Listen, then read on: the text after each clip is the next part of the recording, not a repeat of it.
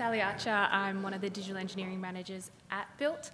Specifically, my role within the organisation has a massive focus on looking at all of the pockets of innovation that we've got, looking at how we can translate that across the business to really bolster the capability of our organisation as a whole. And so in this session, I'm going to divert slightly away from the common theme of other presentations today and bring the focus back to the fundamentals, which often get left behind in the pursuit of the bleeding edge of technology. And that's people, the delivery teams working on our projects. They're the guys that are boots on the ground. They're the ones that are at that coalface to make sure the job gets handed over at practical completion.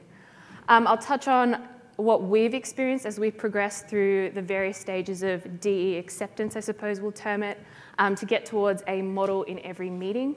And I'll also walk you through some of the key initiatives we're running throughout our organisation to ensure the baseline digital engineering skill set of our people is achieved right across the organisation. So a little bit about Built. We operate right across Australia and also now in New Zealand and in London.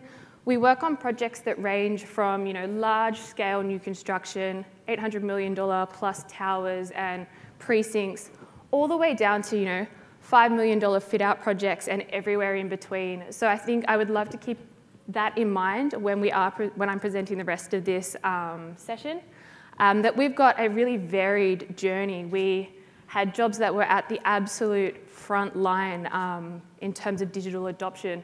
And then we've also got ones where they've never even thought of using a model. So move on to the next one. So the stages of DE acceptance. So stage 0, or the state where our teams were initially introduced to BIM and digital engineering. So contractors are known for being quite resistant to change. We face so many pressures on a project. It makes the word change seem like a really scary thing that has the potential to disrupt that delicate ecosystem of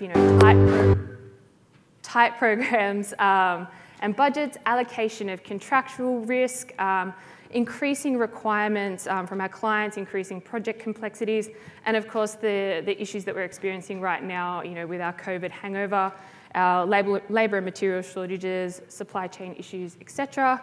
And we've got fantastic people on our project teams. They're absolute machines and working so hard every day to solve problems on our jobs. And so we experience resistance to change with these guys generally in 2 categories. The first is our guys are so time poor. They don't have the time to dedicate to learn new skills. It's that kind of saying of, I don't have any time to save myself time in the future. And then the third one is, again, linking back to how scary it is to change when you've got such tight margins for error on a job.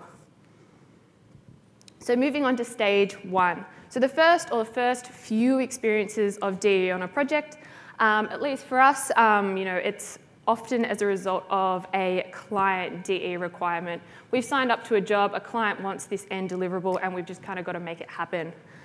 So teams scramble to get the right resources on board, which may either be external consultants, potentially someone brought on board specifically to deliver a project, without any kind of long-term thinking.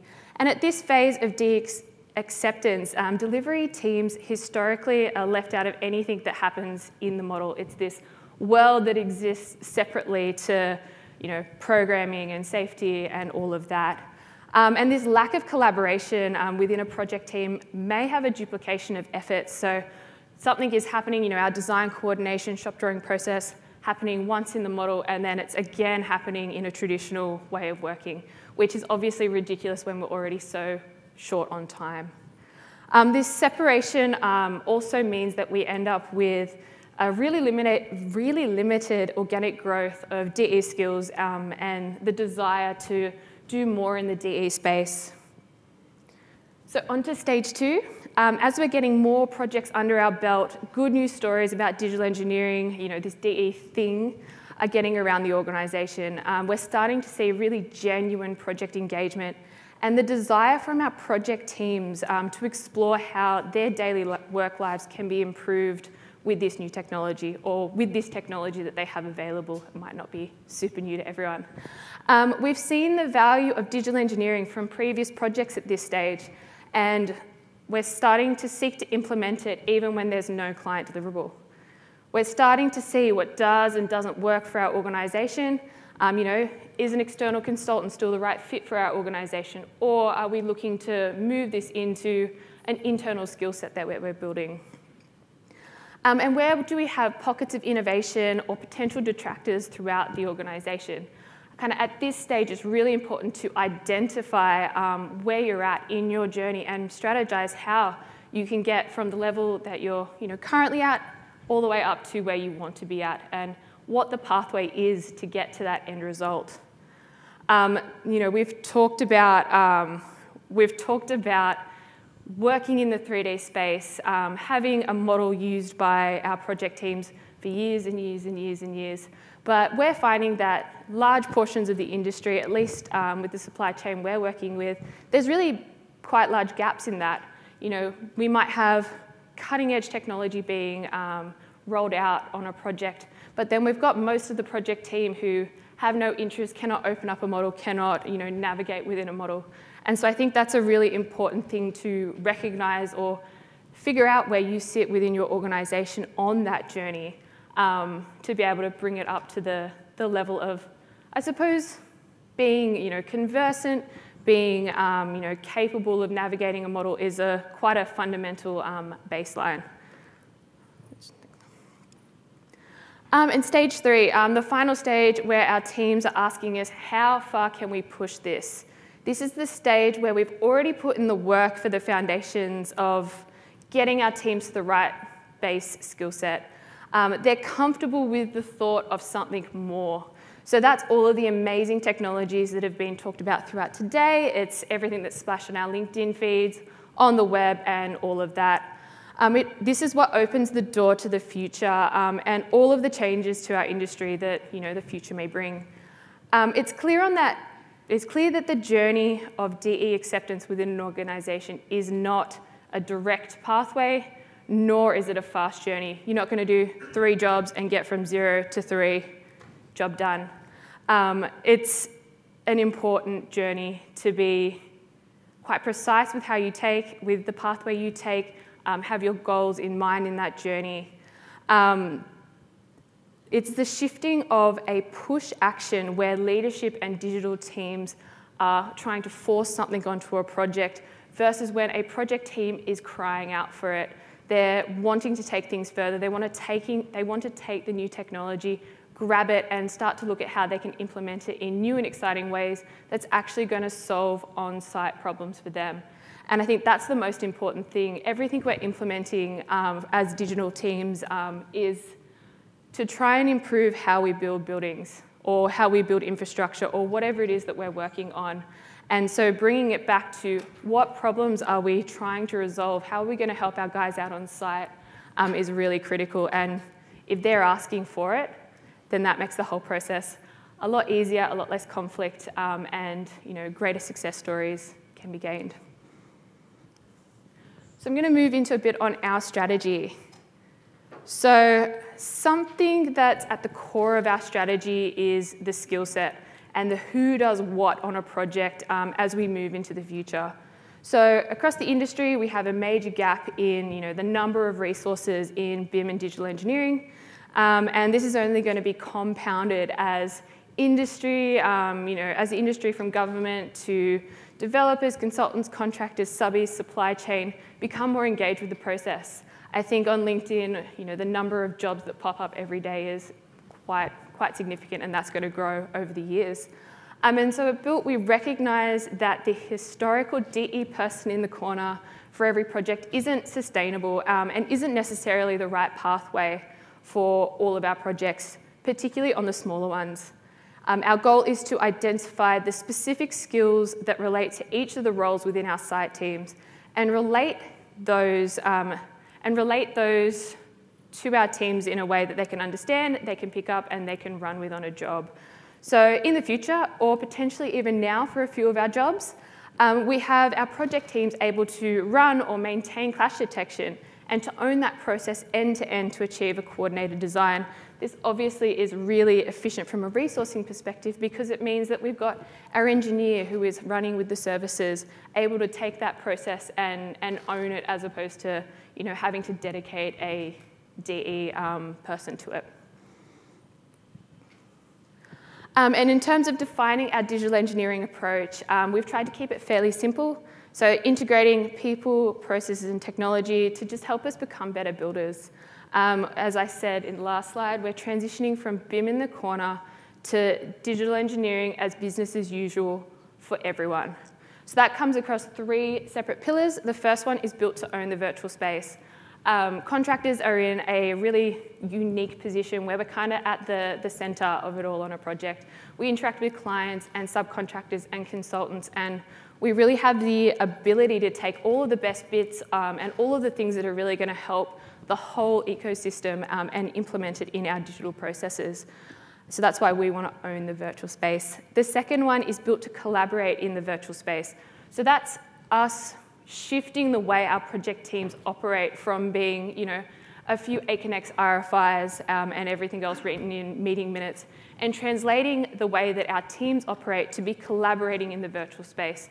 Are they identifying issues in Revisto? Are they closing things out in the issue tracker and the like? And then the third is built to contribute to the virtual space. And that is us overlaying whatever additional information we can into that 3D environment. Contractors don't typically model. If we do it, cranes or like SCAF and all of that. So it's more around that reality capture piece. Can we go out and do point cloud scanning to get that full understanding of what the project looks like? Can we do a CUPIX walkthrough to create those 360 walkthroughs of the job for our estimating teams to look back throughout the course of a tender? And so we have a whole suite of tools and processes that we roll out for various projects. So some are available to the whole business and others are and will remain specialist workflows. So for those tools and processes that directly impact our teams, we're careful to look at how they'll affect and add value to our teams. So that's kind of the overtone of this whole presentation. Are we looking at something new just because our leadership team wants it, or it's something that looks really cool, we've seen it posted on LinkedIn? Or is there real value for our guys with boots on the ground? And so I'll touch on a few criteria or elements that we're on the lookout for, at least at the moment. So the first one is tools and processes that are adaptable to each size, type, and stage of project within our portfolio. So as I said previously, we've got really large new construction jobs, we've got heavy refurbs, integrated fit-outs, and we've also got smaller fit-outs on the go. The stuff that we implement needs to be sizable, scalable to those different kinds of projects. It can't be significantly cost prohibitive if one of our smaller projects wants to roll it out versus whether one of our bigger jobs want to roll it out. The next one is bringing the physical and virtual worlds together. We no longer want to operate in that world where we have the lovely virtual model fully coordinated, all of the issues closed out, with the knowledge that we're going to have issues out on site because we haven't factored in that physical environment. And so that's something we're looking at on quite a lot of our jobs. If there's existing conditions, go out and capture it if it's a tight area. We can send one of our graduates out to do it. We can train up someone from our project team to do it. We have a lot of options as to how to get out and capture that information. The next one is streamlining the design finalization process. As our programs get tighter and tighter, we want to make sure that we're identifying issues ASAP and that we're effectively managing the closeout. This is particularly important as we start to shift the roles and responsibilities of the clash detection process onto our project teams a little bit more. We want to make sure we've got straightforward systems in place that can be maintained by people who aren't necessarily specialists in the DE space. Another one, which is a little bit more of a novel idea, is streamlining the stakeholder and working group process. So this one is with VR. It's our Sunshine Hospital project. So this one was developed by an in-house team, and it was utilised to streamline the process of the client working group. So the user group sign-off, looking at how can we get large groups of people through that user group workflow as quickly as we can. So health has fantastic use cases for it, as well as hotels, anything where you've got a lengthy process or you're having to build multiple mock-up rooms. If we can remove the need to replicate building something, 5 times before we get a final product, that means we're saving time and money for the job. And also progressively capturing site conditions and progression. So if anyone's ever put together like a claim, it's always that little bit, like little section of a photo you've taken up in the corner, or it's the photo that was on someone's phone and never filed correctly that you end up needing for that report. So the implementation of our 360 captures and 360 walkthroughs is really important. It allows us to have all of that information centralized and accessible in a way that is structured and can be found at a later date as we need to. And so we're moving into the education section of our strategy. So that's increasing our baseline DE knowledge. Once we've got our digital engineering toolkit established, we wanted to make sure that our project teams understood the fundamentals of digital engineering.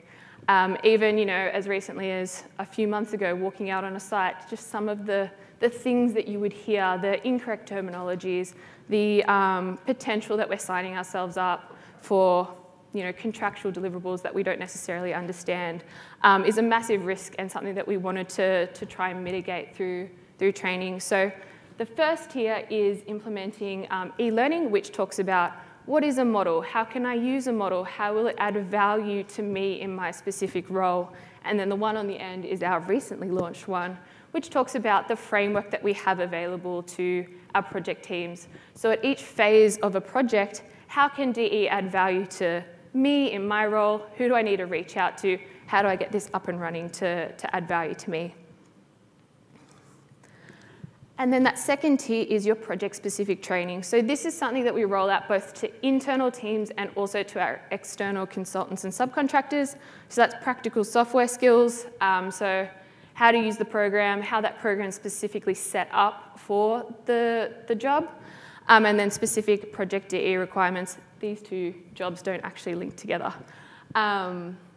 So what is the deliverable for the job? What is the goals for the job? So everyone has an understanding of what we're all collectively working to, because I suppose everyone is now informed on what the deliverables are, what we're trying to achieve, how we're going to achieve it, so that we can work together as a team to reach that end goal. And so into the future. So built, we're actively keeping track of the key trends that relate to how we operate as a business, and everything else is kind of going on in that landscape. We've got an ear out for as well. I think the biggest thing that we try to keep at the forefront of the mind is how quickly the technology space is growing, and we want to make sure that anything that we're implementing at the moment, we're building the foundation so that if we did ever need to switch out one piece of technology for another, the foundation is there and we've got less of a change management process to kind of work through.